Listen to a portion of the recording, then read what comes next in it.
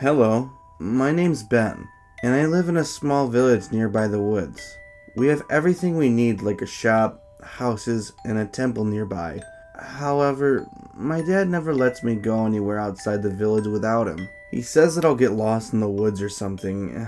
Sometimes he'll go there and not come back for days at a time. And when he does come home, he brings stories of a not so distant land. One much like ours, but less happy, more sad.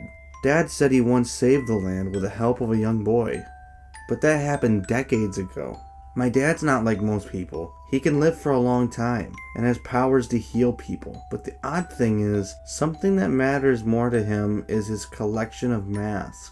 We own a shop in the local town, travel there every day. Still, some of the masks are scary, almost too real sometimes. But like I said, we live in the woods not too far from the temple. It's a 2-story house made out of wood, and it has everything a normal house does. The cellar, kitchen, and bathroom are all on the bottom as we sleep upstairs at the top. I love taking my mask and pretending I'm the hero. I actually have a collection of my own masks that Dad's given me. I like to dress up and pretend I'm the hero from Dad's stories. I like to play throughout the house, going up and down the stairs, pretending I'm battling monsters. However, I never go down in the basement. Dad tells me not to go down there, but I like to think of it as kind of like his office. An office is kind of like a second bedroom you don't sleep in. I can understand it, I guess. Still, it makes me wonder every day, what's down there?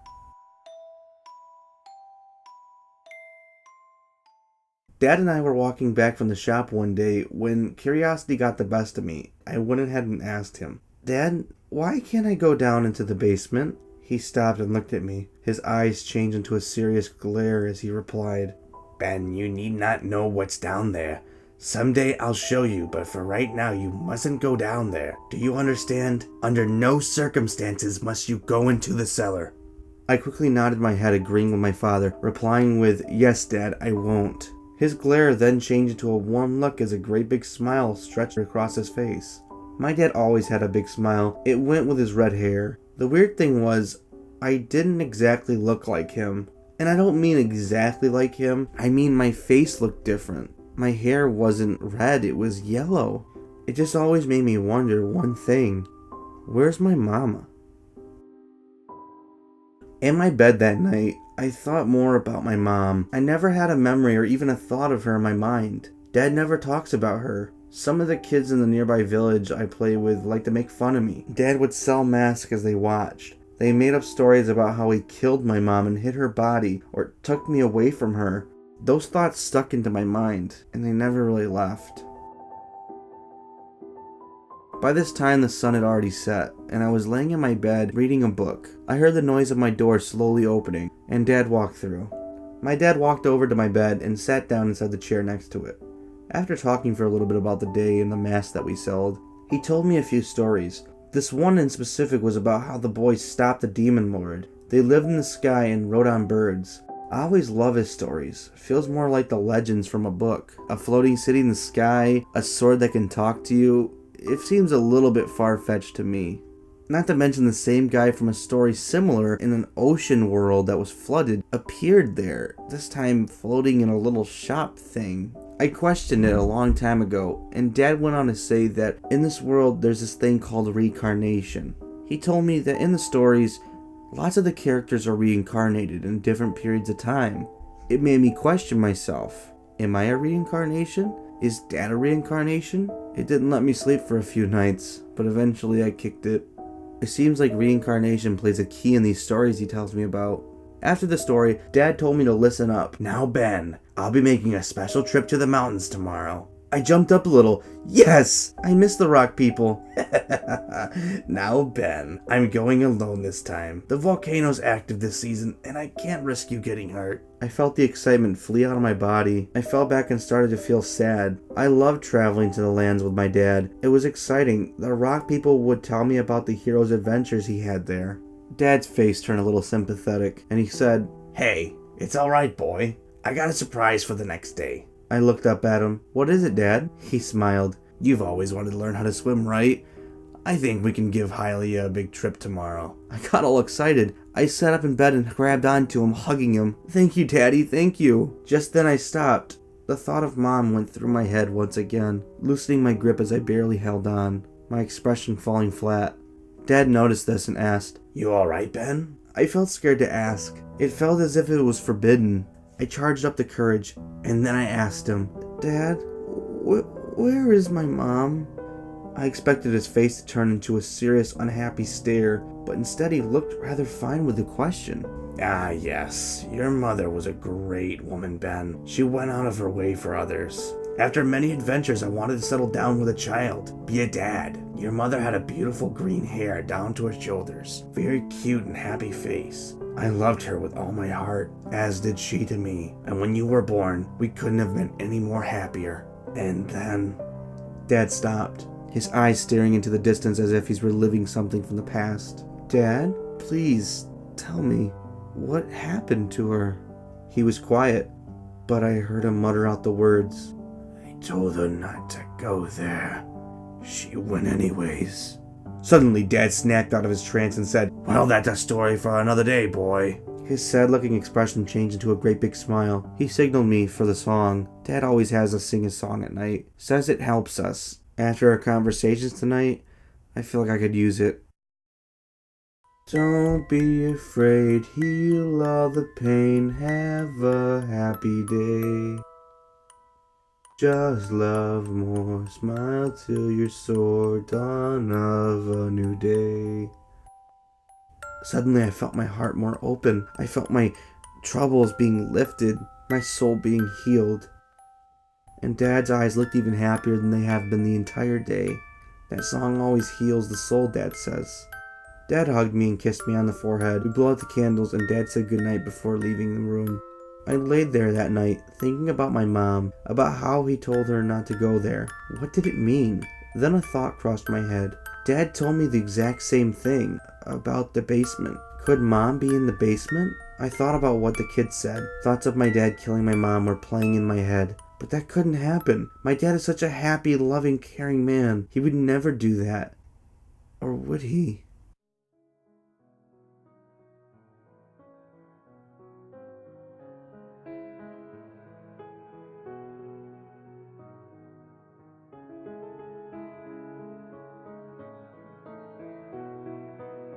My dad left before I woke up. I found myself eating in the kitchen alone. I spent most of the day playing in the house. One of my favorite things to do was look out on the windows of the village. It was always full of people like me, small and tiny, but they had pointed ears.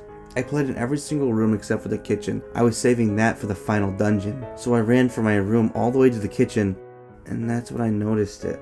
The door before me. It was to the basement. The thoughts ran through my mind of what's down there. I had no idea, but I was so curious. Better yet, did I even want to know? My mind raced. I took a step closer to the door, each one making me feel smaller and smaller as the door grew, as if I was horrified to find out. I remember what my dad had told me about it, that I should never go down there. But how could I resist? He'd never know. I kept getting closer to the wooden door. I even reached for the knob, my hand pressed against the cold metallic handle, and felt a chill run down my back. I took one deep breath, and then I slowly opened the door. Rays of light pushing down through the darkness, revealing a flight of stairs leading downwards. The darkness was thick. I couldn't even see the latter half of the steps. I quickly grabbed the lantern that Dad always left for me in the morning. I thought to myself, is it really worth going down? I swallowed my inner fear, every last bit of warning that I've been telling myself this entire time. And then I started down the stairs into the darkness.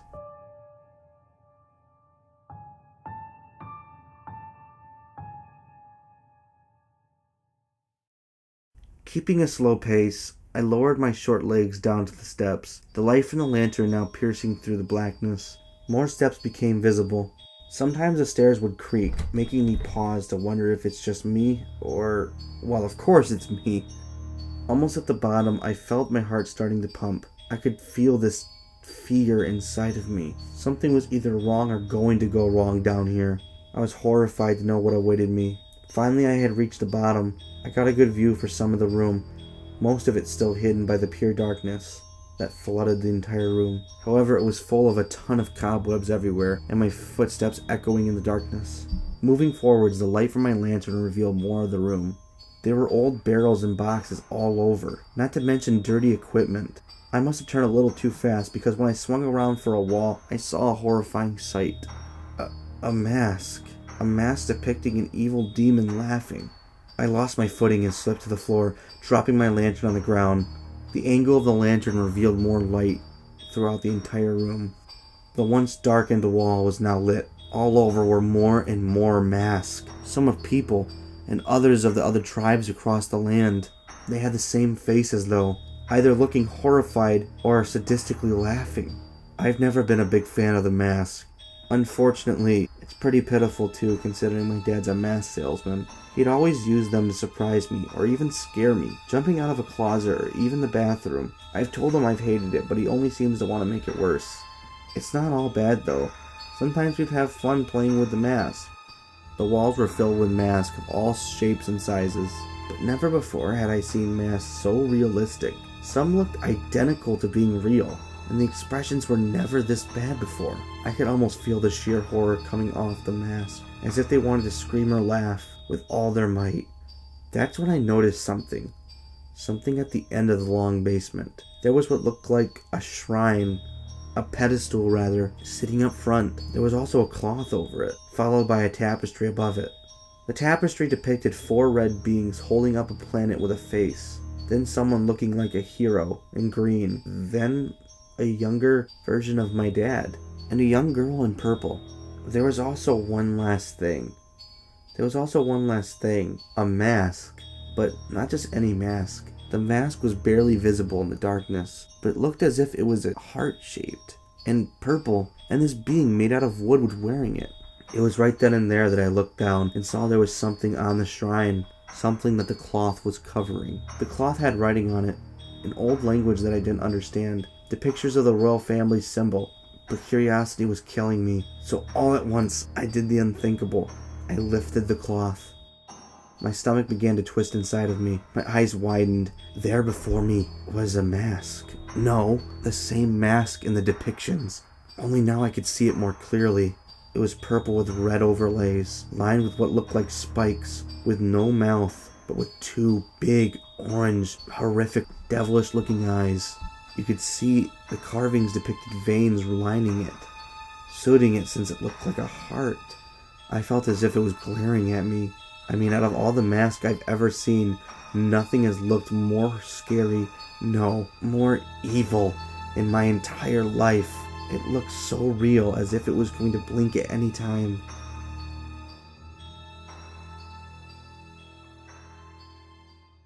I lifted my hand up and reached for it, placing one finger on it. As I laid my finger down and touched it, I felt a soft skin-feeling sensation.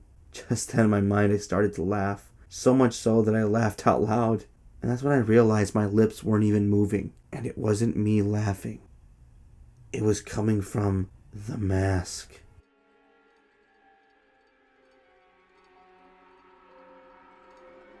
Horrified from the noise filling the room, I took a step back, moving away from the mask. But its eyes followed me. My heart started racing. Its big orange eyes got bigger as the mask lifted itself up to get even with my sight. Looking at its eyes, I noticed the screams coming from my side as I turned to see the mask on the wall screaming in pain, coming to life as if they were in unbearable, immense pain. Then hearing a crazed laugh from my right, the mask on the other side began to laugh hysterically. The mouth, even the eyes were moving at all of them. The voices were so loud I could barely hear myself think. That's when I noticed the spiked mask begin to hover towards me. Still in fear, I remembered my dad's song. I remembered the words. In a last-minute effort to stop the chaos and wake up from this nightmare, I began to sing out loud.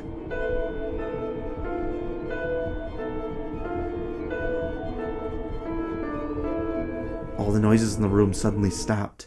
The mask froze in place, looking at me with widened eyes. The room fell silent for a few seconds. Suddenly, the mask started to emit a loud screeching noise. I felt my ears starting to run with the flow of blood. I felt my limbs again as they regained the strength of my body. Picking up the lantern, I hurriedly ran up the stairs, closing the door behind me. Then I heard another door shut. My father was home.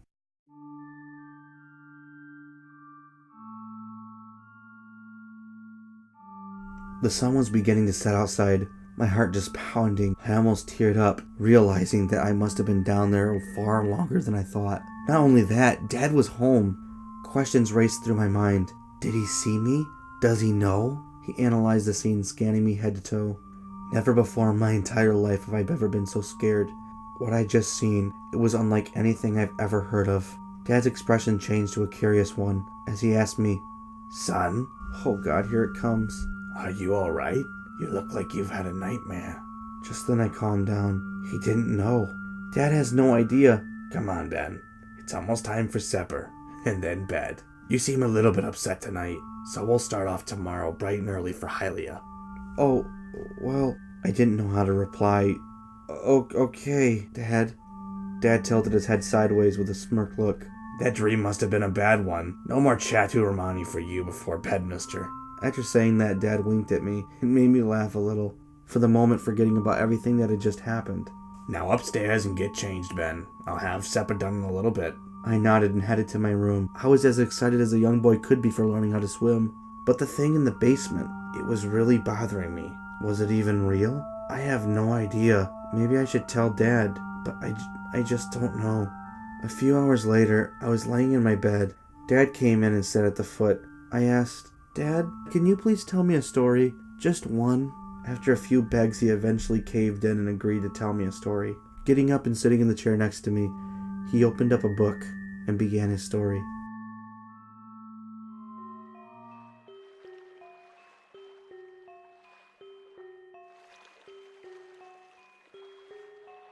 This is the legend of an evil mask, carved from the remains of a demon who took the shape of a dragon. The dragon was known as Majora. Although its power was godlike, a lone hero played a song on drums to make it dance for 3 days until Majora fell asleep. The hero killed the dragon, taking one of Majora's scales with him. This hero was also known as the great and almighty powerful fierce deity, an excellent swordsman and great magic user. The scale was passed down, sold from place to place, no one aware of the power it held inside. One day a man bought it out of sheer coincidence. Taking the scale with him, he ventured into an uncharted country, eventually beholding a tribe of savages who used a dark magic. The man was tortured and murdered. Amongst his belongings, the tribe found the scale of Majora. Seeing the sheer beauty and feeling the power that was meshing off of it, the foolish tribe elder claimed it, only to have his vision of a true power upon holding it. The elder then carved it, using dark arts with the power of the gods. They finished carving the scale into a mask. The mask would then be known as Majora's Mask. Little was known for whatever happened next, as the tribe suddenly vanished. Most thought killed off. Others were sent to the Dark Realm for using dark magic by the gods of the lands. Locked away for centuries, the mask stayed in resilience, waiting for its next victim. But that's when a man in the distant future discovered the mask on his travels. With the help of a local scientist, he was able to unscavenge it through the ruins of a mine in an old temple. Taking the mask, he felt an overwhelming power course through his veins. He explained how the mask would feel as if it's possessing him, whispering to him, seducing him into putting on the mask, into accepting Majora. His friend the scientist, however, stopped him and took it back to his laboratory for research. It was then they discovered everything about its past. It was after translating the language of the old tribe that they discovered the true origins of Majora's Mask, realizing the awesome power it held, but the severe consequences it brought. The man agreed to take the mask with him, the safest place being on his back at all times. He would bring it back to the other realm, where he would keep it safe, forever. For they could never destroy it. The mask was too great in power. However, on his way back to the other realm, he would be assaulted and have his mask stolen from him by a Skull Kid, causing a dilemma where the other land's hero had to save the land, thus causing a vicious cycle of 3 days where we lived over and over again, until the curse was broken and Majora had laid in defeat, leaving the mask to lay in secret with a blessed seal made out of cloth to stop the evil from awakening again. However, if the seal were to be lifted, it would mean certain death for everyone in the entire kingdom. And that is the story of Majora's Mask.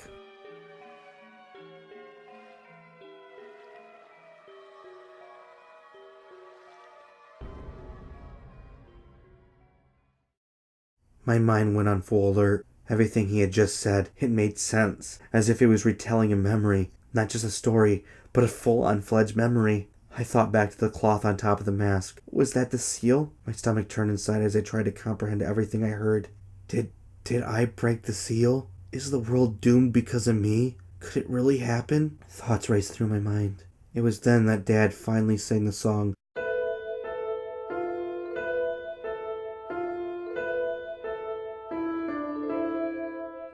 A song that felt the warm feeling fall over me, like all the problems once again falling away. Before I knew it, I had forgotten about the basement and the mask. Dad then told me tomorrow we would also do some fishing. I got all excited. I love fishing. I gotta get the fishing rods, though. You sleep, and I'll make sure we're ready for the trip tomorrow. I nodded, which Dad smiled back to me. He let out a chuckle as he left my room, packed downstairs. My head laid against my soft pillow as I thought to myself, life can't get any better than this. Tomorrow is going to be...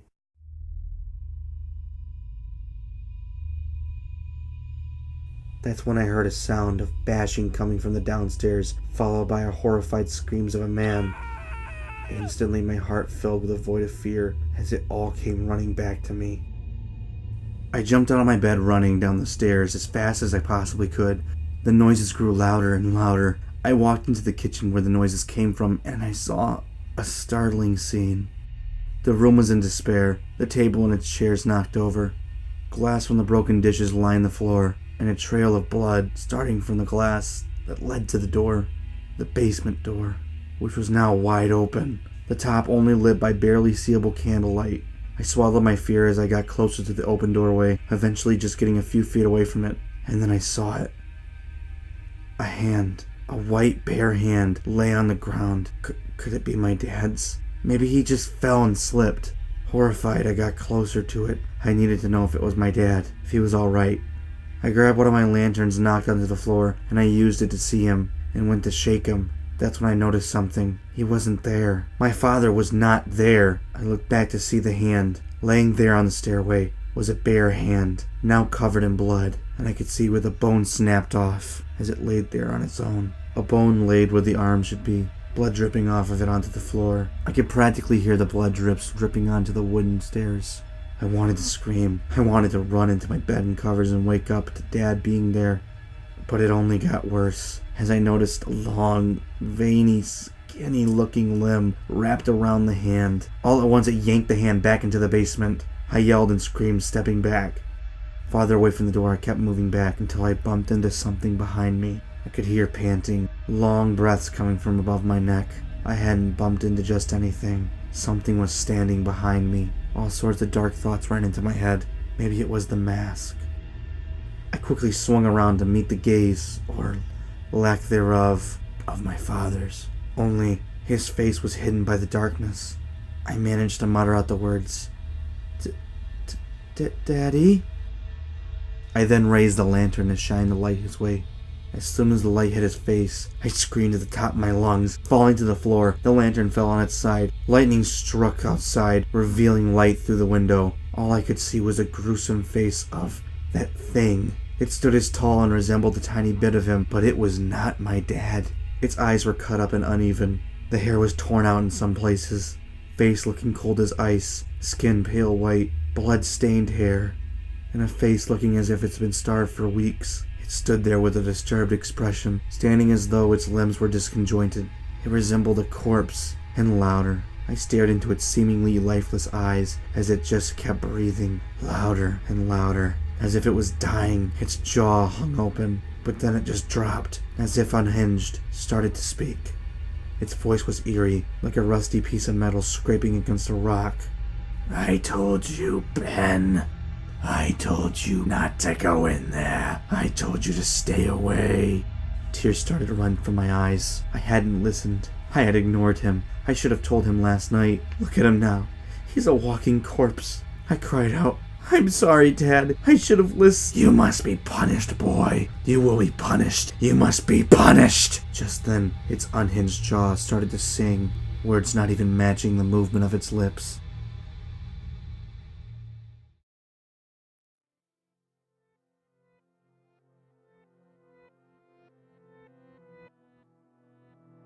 Be afraid and heal all the pain. Kill all in 3 days.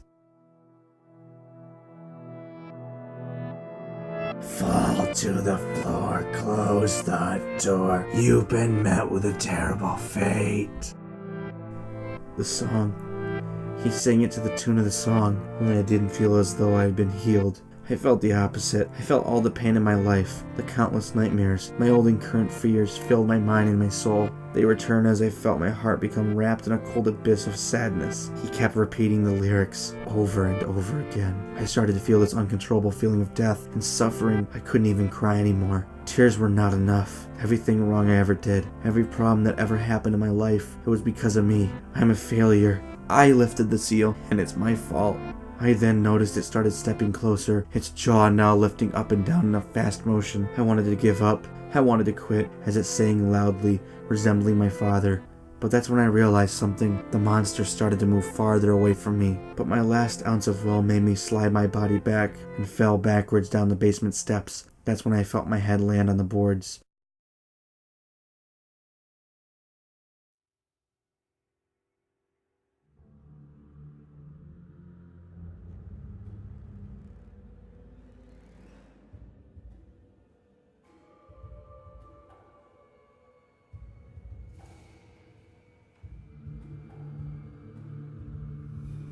Everywhere I looked was just pure darkness. Amongst the darkness was absolutely no light. Nothing, not even an outline of anything. Was my eyes closed or open? I had no idea. I couldn't feel my limbs, nor could I feel my feelings. I was just here with my thoughts. I felt better not hearing that song anymore. But what now? Will I just wake up from this nightmare, or will I continue to suffer? I know I'm in the basement. I can feel my eyelids lifting a little. Lightning struck outside as the upstairs outline was limited, but I could see light striking through. I could see it standing at the top of the stairs, still singing, but I couldn't hear. Its mouth was moving, but I just couldn't hear anything out of my ears. Did I lose my hearing? I could start to feel my torso now, and also something wrapping around me. I know my body is sitting now damaged at the bottom of the stairs, broken like a shattered piece of glass. Surrounded by darkness, the skinny limbs reached around me with a firm grip, tightening. It dragged me across the basement floor. All I could feel was the pressure of it, for I've lost all feeling in my body.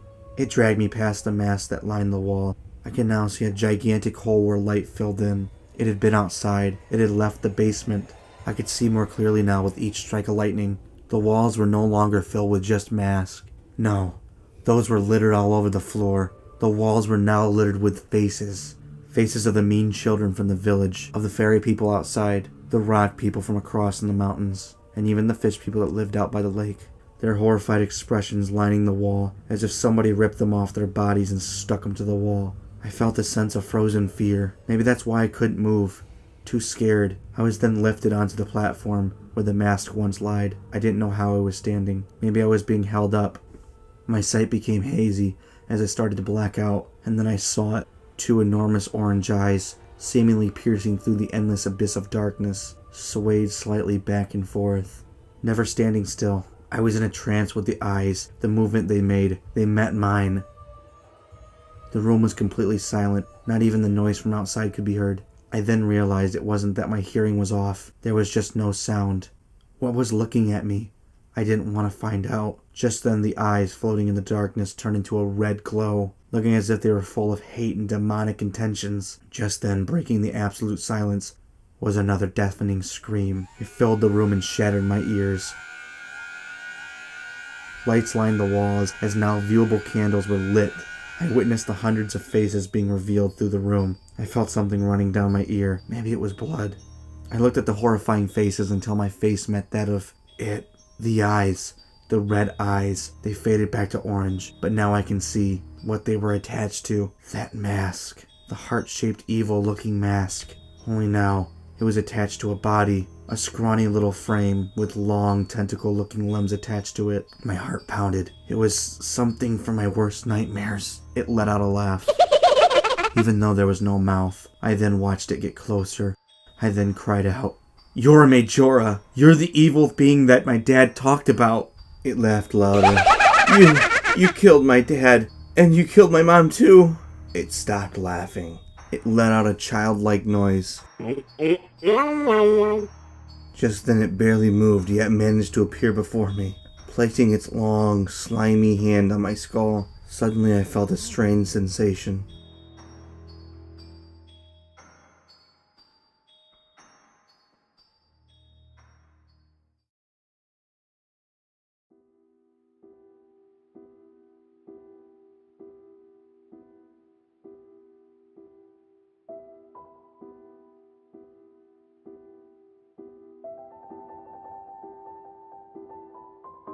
In a matter of a second, I was suddenly standing on a plot of land near a big lake.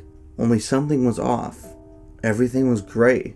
Nothing was in color. I turned around to see a much younger father. However, his clothes were soaked from head to toe. He was also holding something. He then set down from his arms a small young child on the ground, just before jumping into the water. I ran up to find the child laying on the ground. Its clothes were torn up, and its screams had no end. It was then I heard splashing sounds from the lake. My father surfaced from the water, but in his hands was a woman. He pulled her out to the edge of the water, but as he dragged her out, a trail of blood followed. Before you knew it, she laid in a puddle of blood. I heard my dad screaming. I had never heard Dad scream so much before. "Wake up! Don't die on me, please! You have a child!" He started to shake her, hoping she would wake up, looking for a response.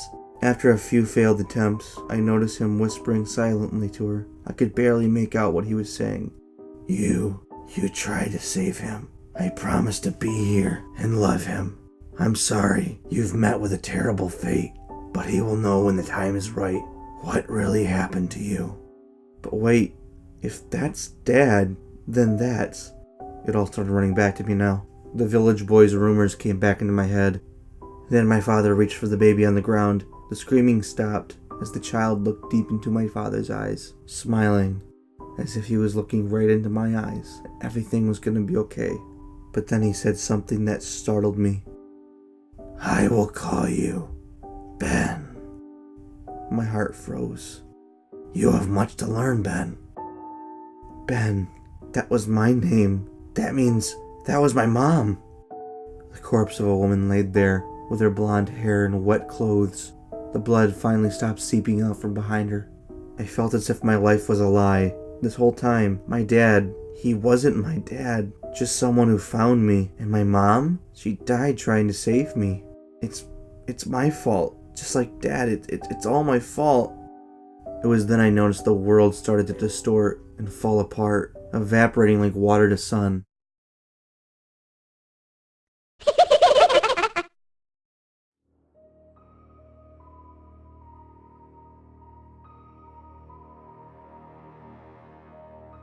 It was all a memory, a flashback. It was showing me something I shouldn't have seen, something I wasn't ready for. But why? Why was it showing me this?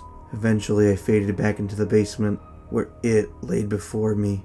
It knew how I felt. It loved knowing my pain, torturing me. I knew what would happen. I would die, like both my parents. I deserved it. I caused them to suffer. Now it was my turn. Majoras stood there, looking deep past my eyes into my soul. It was then I remembered something, a little piece of hope that I had latched onto, how Dad would sing to me before bed. The words began to fill my mind. Don't be afraid, heal all the pain, have a happy day. Its laugh stopped as Majoras stepped away swaying and stood in front of me with a cold, dead stare. I continued singing. Just laugh more, smile till you're sore, dawn of a new day. A few seconds passed, and then I heard it. Majora began to scream, as if it was in pain. Its limbs started reaching for its face where the mask laid. I quickly then realized what I needed to do. I started to sing louder and louder, raising my voice until I was practically screaming the words. Majora kept on screaming. Cries of pain filled the room. The sounds were beyond anything I've ever heard, eventually making me all but deaf. Then I noticed the cloth laying on the ground, the seal on it lighting up. It started floating on its own, moving ever so close to me. It has to be the song, that's the reason why it's working. In a way, it must be sort of fixing the seal. I kept singing now, as if I was in a crazed state, until my mouth got sore and my lips started to fade away, my throat feeling as if it's being torn off my body. Majora now on its knees, twitching in pain. I didn't know what to think. I kinda felt bad for it, but it killed so many innocent people. The seal rose higher, until it was just inches away from me. I tried moving my arm, but it was useless. All I could feel was a little bit of movement. My body was in no shape to reach out for it. Majora's long limbs wrapped around me kept me in place, pinning me if you will. But the more I sang, the weaker the grip got. Eventually my arms started to move. The limbs grew weak and couldn't hold me back as tightly as before. It was then I found myself breaking free of all constraint. My body now regaining feel, but an overwhelming feel of pain hit me. My body ached in furious heat, as if my body was burning. The first thing I did was reach for the seal. If it was on the mask before, maybe if I put it on him again, it'll stop this chaos. I reached out just inches away from it. More and more Majora screamed, the back of its head practically touching the ground, bending back. I took a deep breath. As I took one last leap, I felt the soft cloth landing to my hands as my body hit the floor. The grieving pain that I felt across my body, as if my legs just shattered like a pile of glass. I can now see blood coming off of me, dripping onto the floor.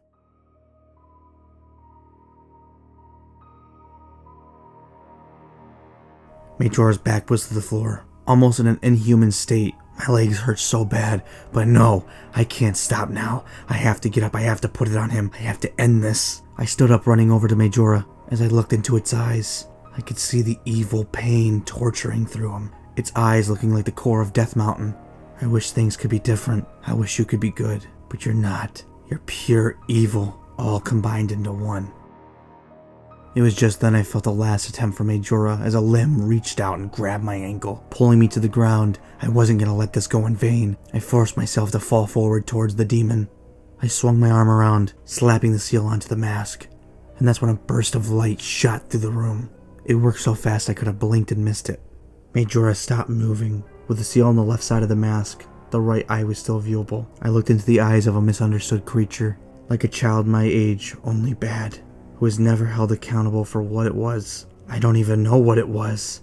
Maybe it was because I too was a kid, but I felt like the look of a familiar sight, as if I knew him as a friend in the previous life. And that's when it hit me.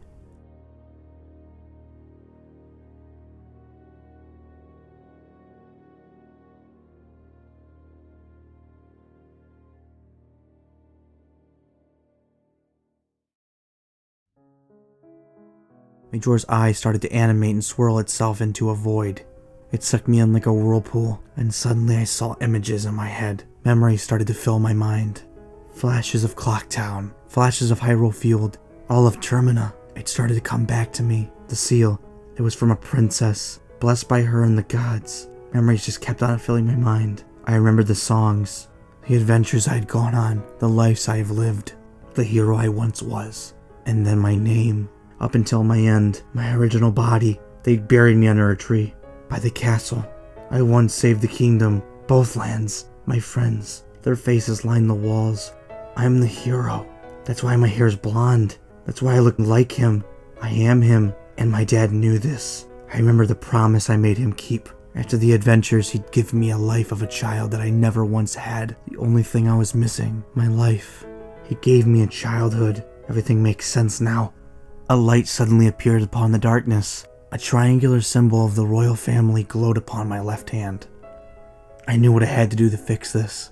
I ran over to one of the crates with the equipment in it. Reaching my arm way down, I found it. The instrument of Majora's destruction, a blue ocarina. You've been met with a terrible fate. I remember being told that, as I tried to save Termina so many times, failing so many times. But I'd always be saved by one song. A song the goddess gave me. I put the ocarina up to my lips and played away. The song of time.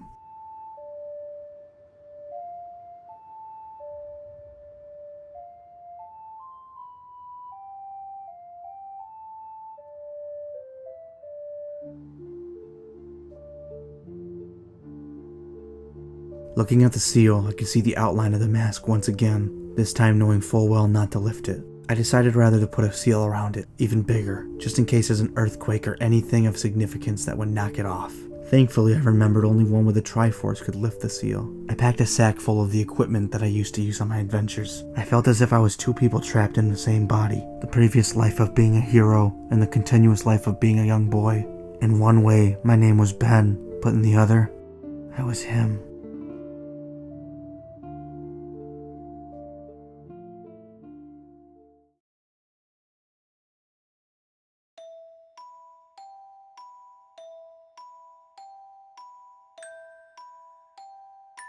I walked up the stairs to once again be greeted by my father. He stood there with a concerned face, as if he was about to lecture me for even thinking about going down there. But then he stopped, looking at the sword and the ocarina in my hand. He then realized what had happened as he walked over to the door. A smirk grew on his face as it grew into a full-on smile. I ran up to him, wrapping my arms around him, burying my face in his shirt, holding him. I missed him. We didn't have to say very much to each other because we already knew what had happened. In one way, he was someone I'd made a deal with, and in another, my father. I walked over to the door to go visit an old friend. Waving to my father, I put my hand around the knob as I turned it, and right as the door started to creak open, I heard an all too familiar laugh. "You've met with a terrible fate, haven't you?" The words echoed in my mind. Why would he say that?